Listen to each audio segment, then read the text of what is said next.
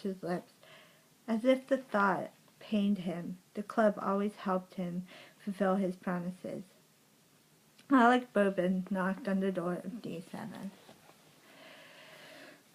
The dewy-eyed woman answered through the door, though the door was chained.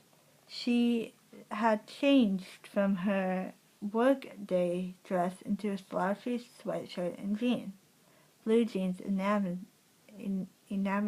from the room behind her, television spilling its contents unheeded, awaiting her return. For a moment the woman's face looked confused. Then look of recognition washed over her features. "Uncle Roy?" she asked. "That's right, my dear," Alec Bourbon replied. "I bought you your birthday present." The woman smiled, elevated. She closed the door, and Alex heard the rattle of the chain on the other side. Then she opened it again, her arms wide to embrace him. He didn't, but she didn't act snubbed. Red's department. He was doing her a favor. The TV he saw was turned to the Mets game, the Mets of all ages. A cat hunched over its food and water dishes in the kitchenette. Alec could hear the hum of the microwave, could smell the reek of frozen food sluggishly thawing and cooking in its heavy sauces. "Do you want a beer, Uncle Roy?" the woman asked. Alec gritted his bark-textured teeth. "No, dear, I brought my own." He took out his flask and took a deep swig, glancing at her out of the corner of his eyes. Then he put his flask away without bothering to offer her any. She smiled anyway and took a bottle of diet ginger ale out of the refrigerator, pouring herself a juicy glass full of the stuff. She went over to the couch, the television grabbing her attention again. "What's this about a birthday present?" she called over her shoulder. "I don't see anything wrapped." "You have 3 guesses, dearest. If you can guess what it is, I won't give it to you." The woman took her eyes away from the TV again and looked at him. "That's a strange gift to give. You won't give it to me if I guess what it is." "That's right. Now what's your first guess?" "Doesn't make any sense," she says, intrigued by the weird, unconventional nature of the present. She hasn't even planned on celebrating her birthday. No one at the office knew today was the day. And she was tired anyway. Maybe she and some of the girls could get together this weekend. "Just indulge your Uncle Roy, sweetheart." "Is it the Mets tickets?" She came over to stand with him in the kitchenette, hoping to gain a clue to see if he held something that might give away some of the surprise.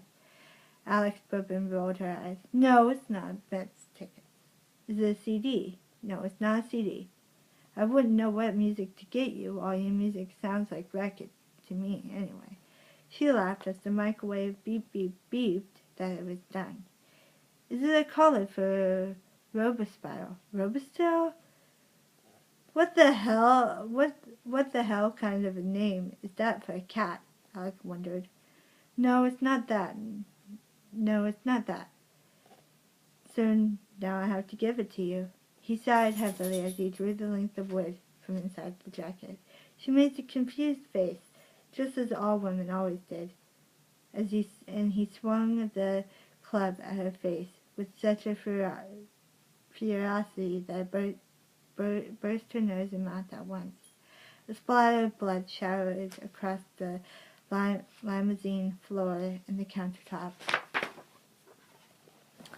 The confused look remained on her face, but her eyes bulged with pain and weltered with tears.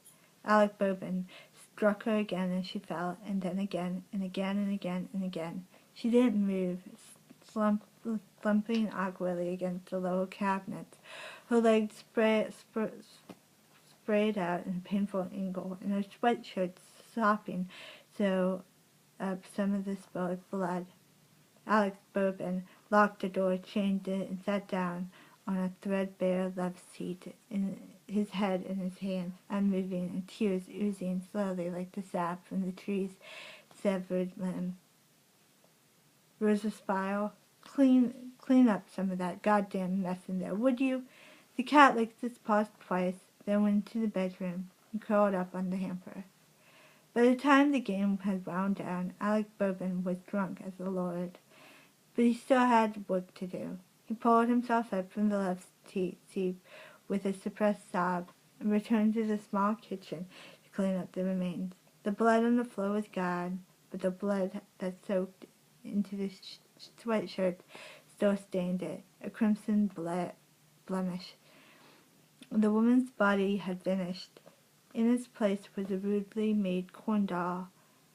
In place of the doll's head, a severed rabbit's head had been tacked to the puppet. The rabbit's face wore a hideous rictus, and one of its eyes was clouded over everything else of wax and liquor.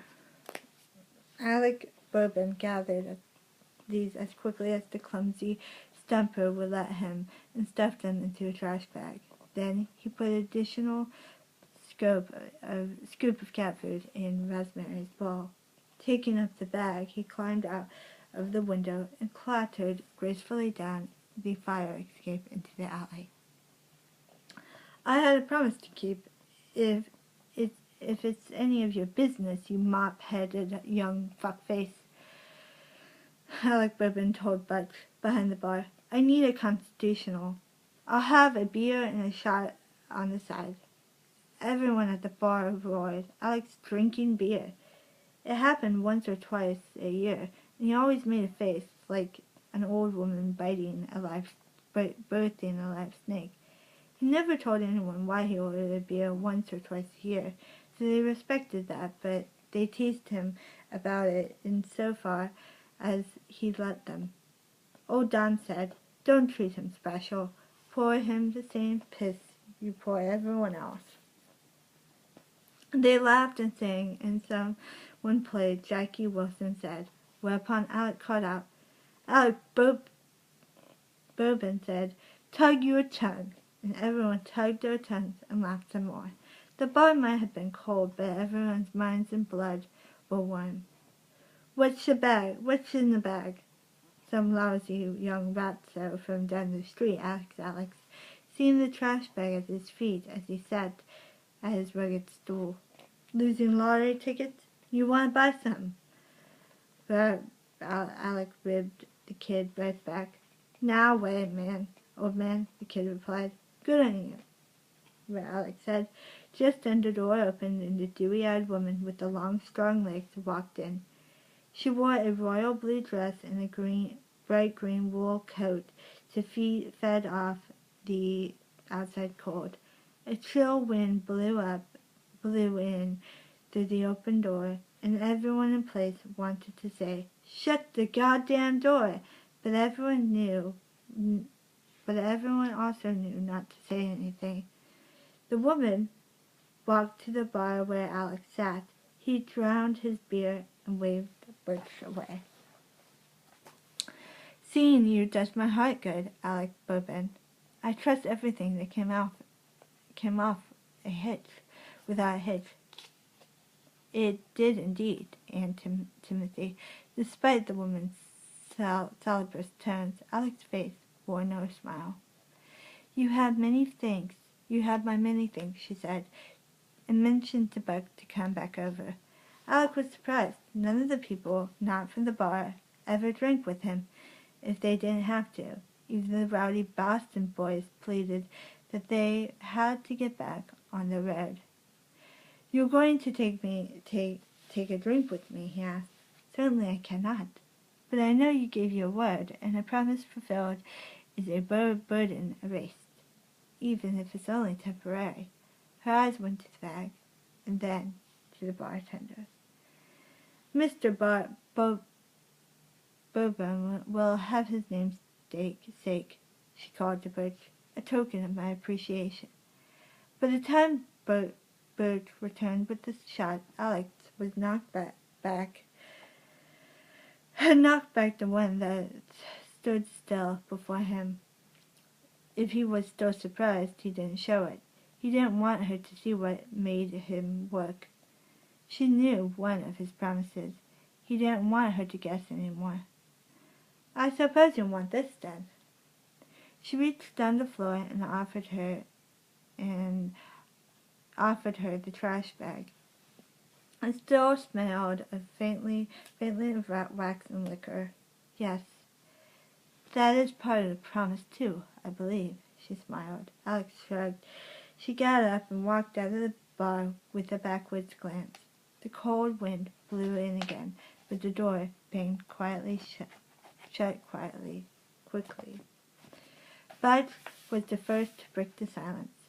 "Shut down Prince Charming!" Everyone else half laughed nervously. "Stop your braying, you gap-toothed jackass," Alex said. "Here, take this bourbon and put it above the lintel there. Don't spill a drop, and leave it there until I ask for it." Bert furrowed his brow, but complied. "Just leave it here?" "Just leave it there," Alec Bourbon confirmed. He wasn't the only one who had made promises. Now he could hold Anne's sympathy to one of hers. And that's it.